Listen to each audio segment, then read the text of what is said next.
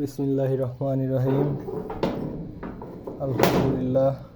এখন আমি পাখির ঘরে ঢুকতেছি, দেখতেই পারছেন।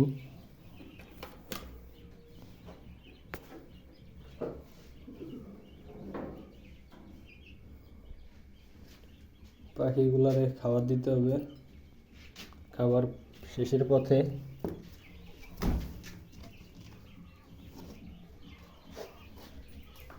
এই যে একটা ডিম পাড়ছে।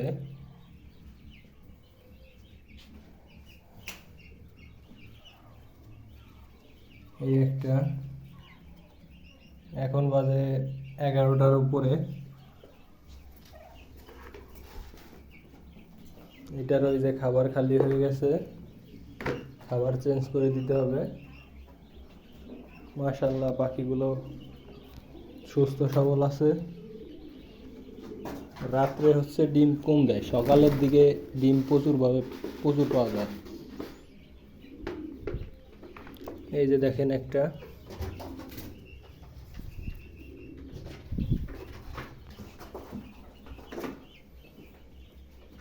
ডিমগুলো তুলে দিয়ে এরপরে খাবার দিব।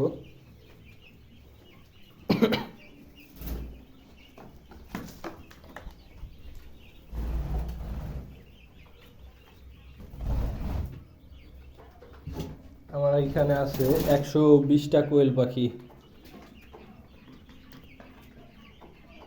মেইল আছে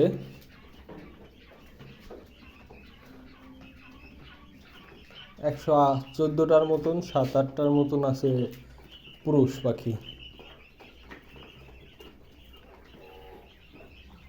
সতেজ আছে, রুমের মধ্যে কোনো গন্ধ বাতাস নাই, দেখতেই পারছেন, একবারে নিট অ্যান্ড ক্লিন। যে পাখিগুলা খাবার খাচ্ছে।